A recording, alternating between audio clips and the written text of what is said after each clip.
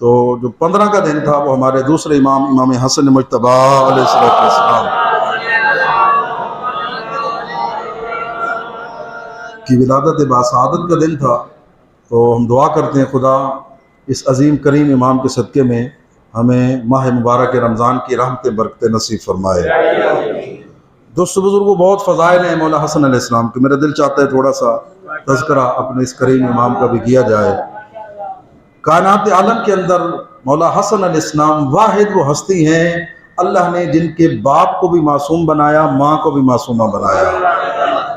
یہ اعزاز کسی کو نہیں ملا مولا حسن علیہ السلام سے پہلے۔ اور مولا حسن علیہ السلام کی عظمت یہ ہے کہ یہ مولا حسین علیہ السلام کے بھی امام ہیں جی، سردار جنت ہے۔ اللہ نے انہیں جنت کا سردار بنایا، جن کے باپ بھی معصوم ہیں اور ماں بھی سید کونین ہیں، ماں بطول ہیں۔ بی بی کی عظمت کے حوالے سے اس سے بڑا میرے پاس جملہ نہیں، قدردان لوگ تشریف فرما ہیں، اگر محبت اور خلوص سے کوئی درود یا کچھ پڑھیں گے تو خدا آپ کو اس کا اجر عطا کرے گا۔ میں تو آپ کو فضائل کا جملہ سنا رہا ہوں۔ میں نے اپنے استاد بزرگوار سے یہ سنا کہ 15 ماہ مبارک کے رمضان کو مولا کی کنیز بیان فرما رہی ہے، لفظوں پہ توجہ کیجیے گا۔ 15 ماہ مبارک رمضان ظہر کی نماز کا وقت تھا، اللہ نے ظہر کے وقت مخدوم کونین کو مولا حسن علیہ السلام جیسا بیٹا عطا کیا۔ کنیز روایت کرتی ہے مولا حسن علیہ السلام کی ولادت کے بعد میں نے دیکھا سید کونین مصلی پر کھڑی ہو کر نماز پڑھ رہی ہے۔ اللہ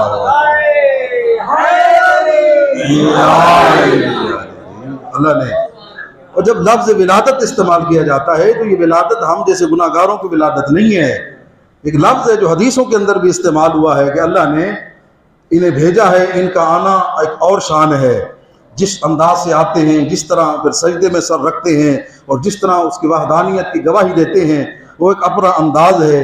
ہاں، اس بی بی کو تو بطول کہتے ہیں نا، کہ ایک لمحہ کے لیے اللہ کسی اپنی بندگی سے نہ روکے اسے بطول بی بی فاطمہ کہا جاتا ہے۔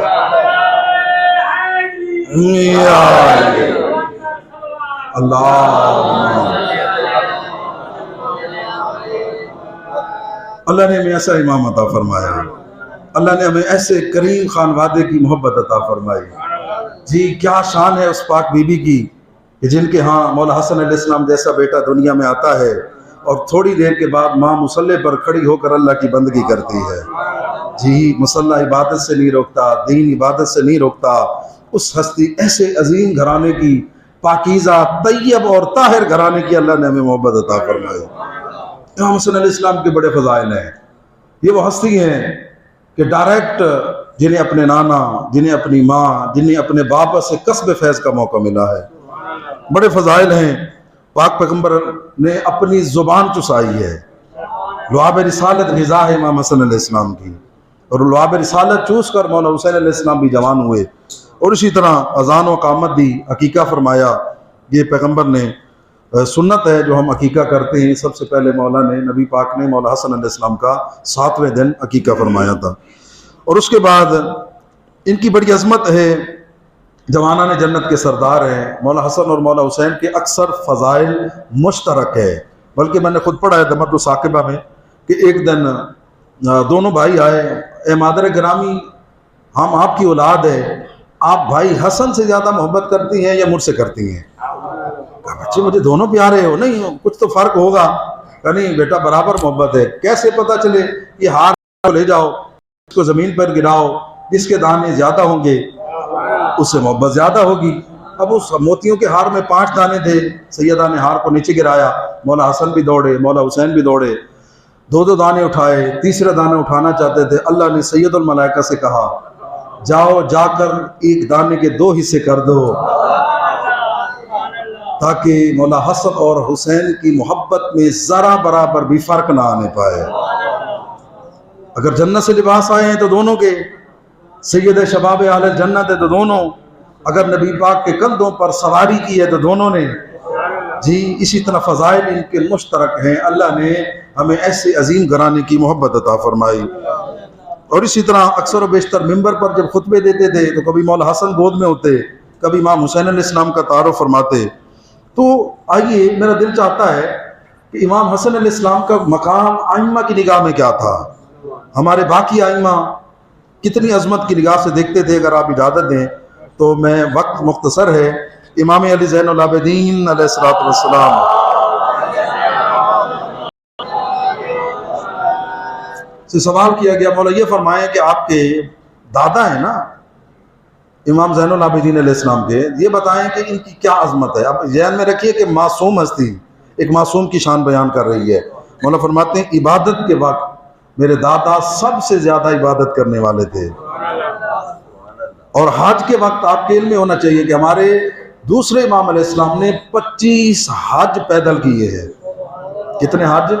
25 حج مولا حسن علیہ السلام نے پیدل کیے، سواری ساتھ ہوتی تھی، سوار نہیں ہوتے تھے۔ لوگ کہتے کہ فرزند رسول سواری ساتھ ہے تو پیدل کیوں؟ کا اسی لیے ساتھ رکھتے ہیں کوئی یہ نہ کہے غریب تھے جی، سواری اسی لیے ساتھ ہے، اور پیدل اسی لیے جا رہے ہیں کہ جا رب العالمین کی بارگاہ میں جا رہے ہیں جی۔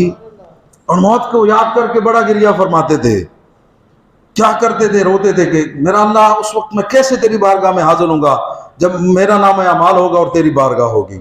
یہ در حقیقت ہم جیسے گناہ گاروں کے لیے سوچنے کی باتیں ہیں کہ ہم غور و فکر کریں کہ جب مولا حسن علیہ السلام جیسی ہستی جو سردار جنت ہیں، جن کے بابا قسیم النار والجنہ ہیں، جن کی ماں سیدۃ نساء العالمین ہے، جو خود جنت کے سردار ہیں، ان کا یہ خوف کا عالم ہے تو ہم گناہ گاروں کا خوف کا کیا عالم ہونا چاہیے۔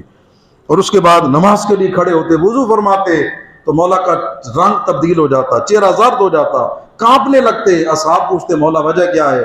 کہ جانتے نہیں ہو میں کس احکم الحاکمین کی بارگاہ میں جانے کی تیاری کر رہا ہوں۔ یہ یاد رکھیے گا، اکثر لوگ سوال کرتے ہیں کہ جو نماز میں خیالات بہت بڑے آتے ہیں، اس کا مقدمہ وضو ہے۔ وضو کے وقت ہی اگر آپ کی توجہ اللہ کی طرف ہو گئی ہے تو نماز کے وقت آپ کے لیے منزلیں آسان ہو جائیں گی۔ لہٰذا وضو کرتے وقت خوف خدا ہو۔ اگر وضو آل محمد کے فرمان کے مطابق کیا جائے، وہ دعاؤں کو پڑھا جائے، ان کے مفہوم کو پڑھا جائے، تو یقیناً پھر مصلی پر کھڑے ہو کر نماز پڑھنے میں انسان لطف محسوس کرے گا۔ آج ذرا سوچئے گا کہ ہمارے مولا حسن علیہ السلام مصلی پر کھڑے ہوتے ہیں، بعض اوقات تو ایاک نعبد و ایاک نستعین کی تکرار، مالک یوم الدین کی تکرار کرتے اور رونے لگ جاتے۔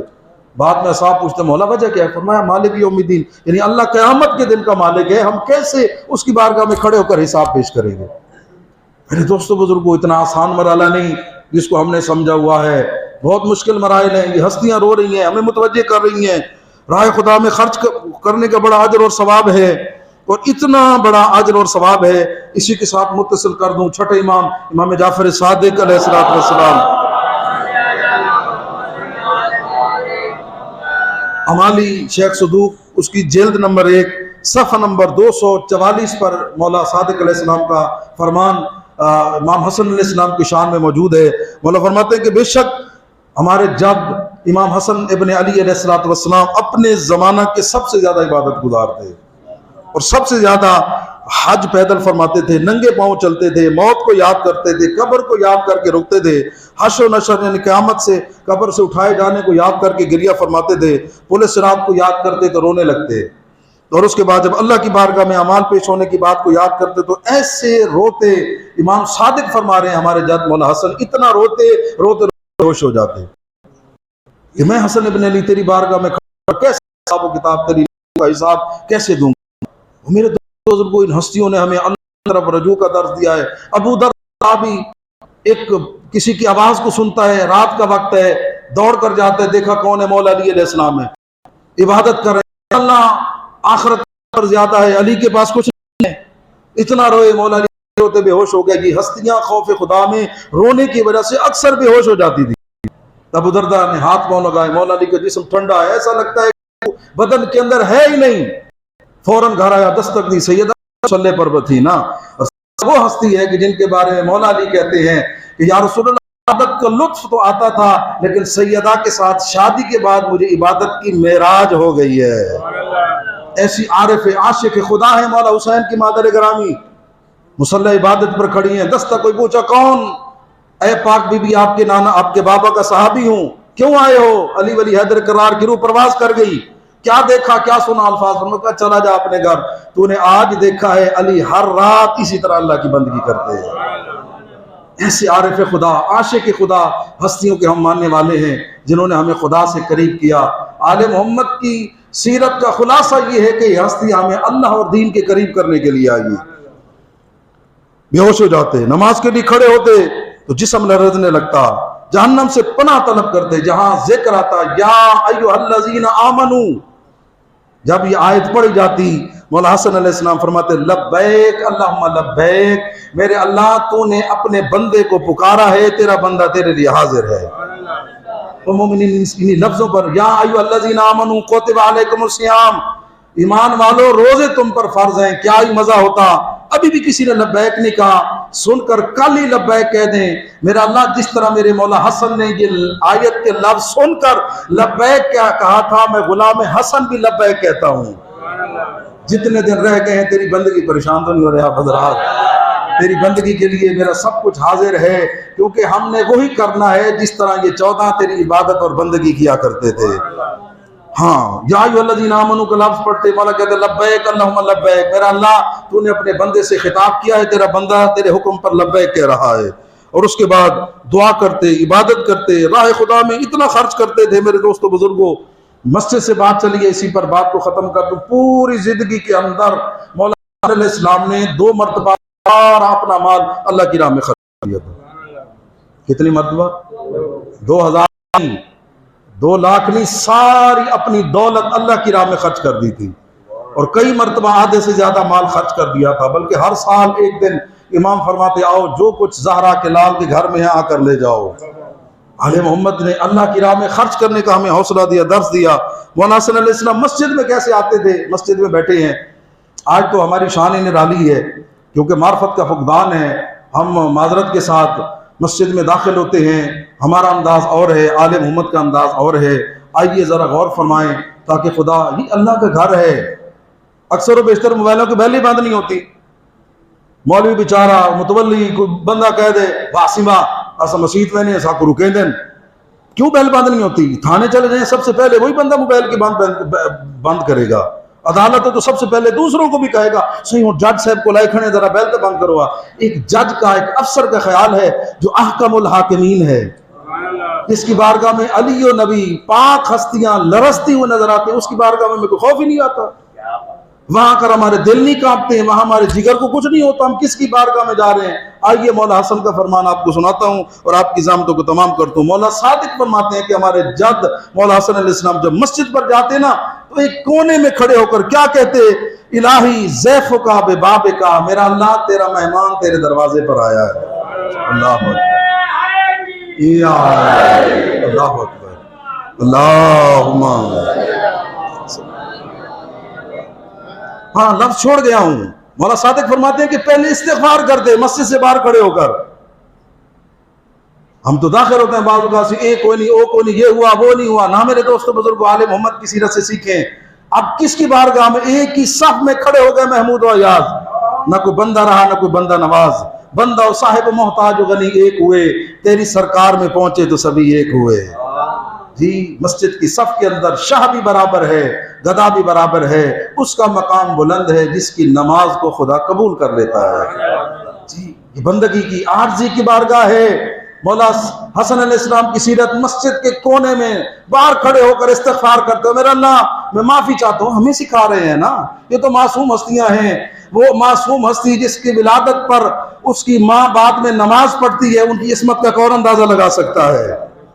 وہ گناہوں سے پاک ہیں، ہمیں سمجھانے کے لیے آئے ہیں، کھڑے ہو کر استغفار طلب کرتے، پھر جو لفظ کہتے مولا کے سبحان اللہ الہی ضیفک ببابک، میرا اللہ تیرا مہمان تیرے دروازے پر آیا ہوا ہے۔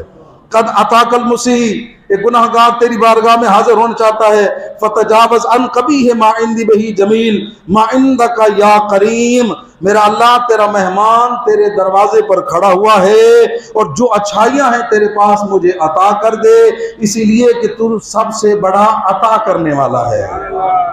جی اس انداز سے جب مسجد میں آئیں گے نا تو اس کی شان اور ہوگی، اس کا مقام اور ہوگا، اس کا اجر اور ثواب کچھ اور ہوگا۔ دعا ہے کہ اللہ رب العزت ہمیں ان پاک ہستیوں کی سیرت کو سمجھ کر عمل کرنے کی